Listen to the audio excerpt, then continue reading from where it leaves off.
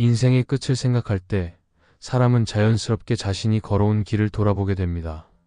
어떤 사람은 후회를 남기지만 어떤 사람은 회개의 눈물로 하나님 앞에 서게 됩니다.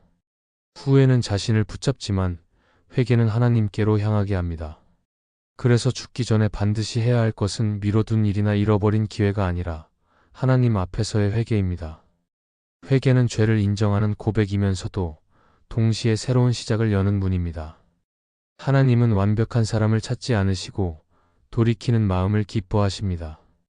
우리의 생명이 끝나기 전 반드시 해야 할 회개가 있다면 그것은 단순히 잘못을 뉘우치는 것이 아니라 하나님과의 관계를 바로 세우는 일입니다. 오늘은 하나님 앞에서 반드시 회개해야 할 세 가지를 함께 살펴보겠습니다. 첫째, 하나님의 은혜를 당연하게 여겼던 태도를 회개해야 합니다. 사람은 익숙한 것에 쉽게 무뎌집니다. 매일 아침 눈을 뜨는 일, 숨을 쉬는 일, 가족과 함께 밥을 먹는 일, 모두 하나님의 은혜이지만 우리는 종종 그것을 당연하게 여깁니다. 그러나 하나님의 은혜는 결코 당연한 것이 아닙니다. 우리의 하루하루가 하나님의 손에 달려있고 그분의 은혜가 아니면 아무것도 이룰 수 없습니다.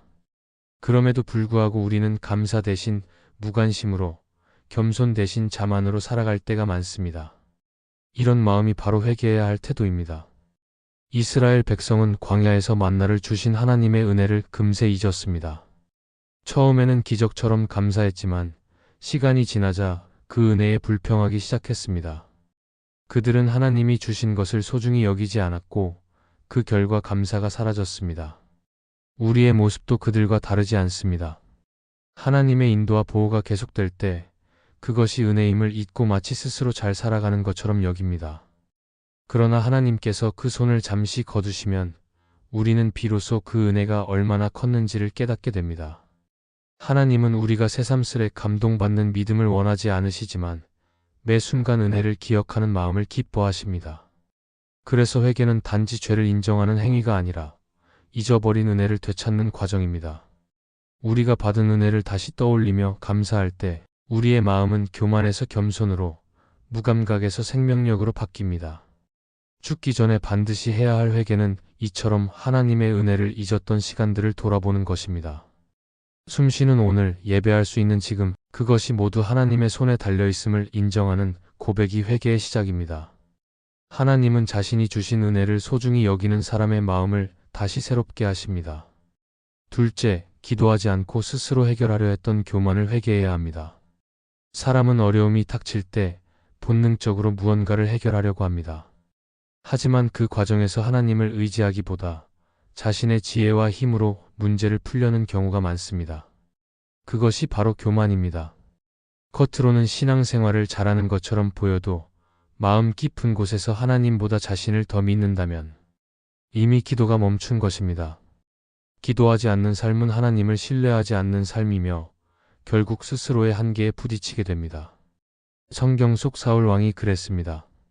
그는 처음엔 겸손했지만 시간이 지나면서 점점 하나님께 묻지 않고 자신이 판단하기 시작했습니다. 전쟁이 다급해지자 제사장이 오기 전에 스스로 제사를 드렸고 결국 하나님께 버림받았습니다. 그가 한 행동은 효율적이고 급한 상황에서 합리적이었을지 몰라도 하나님께 묻지 않은 그 한 걸음이 인생을 무너뜨렸습니다. 이것이 바로 인간의 교만이 가져오는 결과입니다. 우리도 비슷합니다. 문제가 생기면 먼저 계산하고 대책을 세우고 움직이지만 정작 하나님께 묻는 기도는 뒤로 미룹니다. 그러나 하나님은 우리가 먼저 무릎 꿇기를 기다리십니다.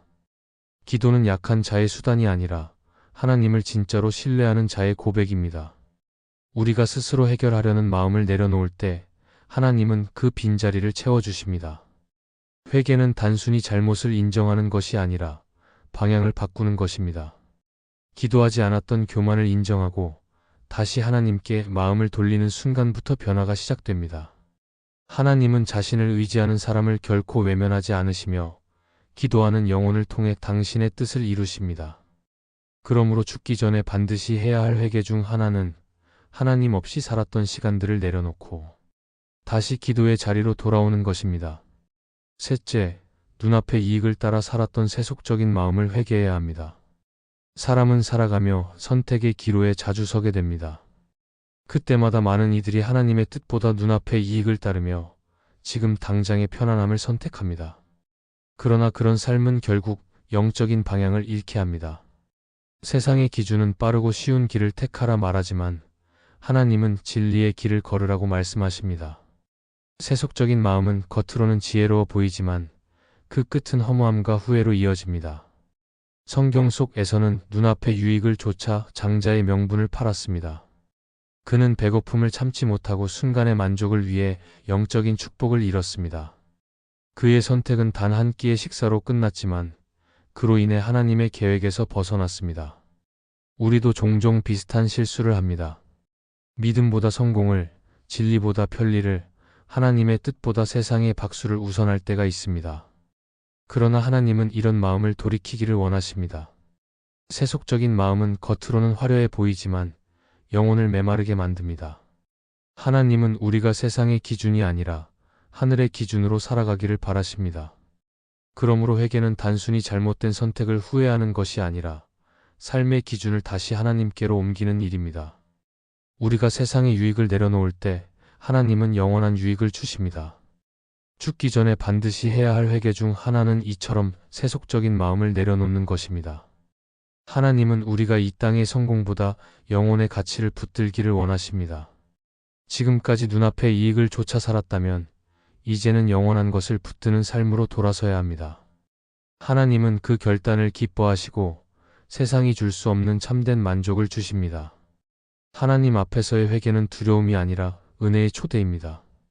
하나님은 우리가 완벽하기를 원하지 않으시고 진심으로 돌이키기를 원하십니다. 인생의 끝자락에서 중요한 것은 얼마나 많은 것을 잃었는가가 아니라 하나님 앞에 어떤 마음으로 서느냐입니다. 후회는 스스로를 묻지만 회개는 하나님께로 나아가게 합니다. 우리가 교만했던 마음, 세속적인 욕심, 잊어버린 은혜를 내려놓을 때 하나님은 우리의 영혼을 새롭게 하십니다. 오늘이 마지막 날처럼 하나님 앞에 정직하게 서서 회개할 수 있다면 그 사람은 이미 새 생명을 살아가고 있는 사람입니다. 이 말씀이 마음의 은혜가 되셨다면 좋아요와 구독으로 함께 해주시기 바랍니다. 또한 댓글에 아멘이라고 남겨주시면 이 말씀이 더 많은 사람들에게 전해질 것입니다. 여러분의 삶에 하나님의 평안과 축복이 늘 가득하시기를 바랍니다. 감사합니다.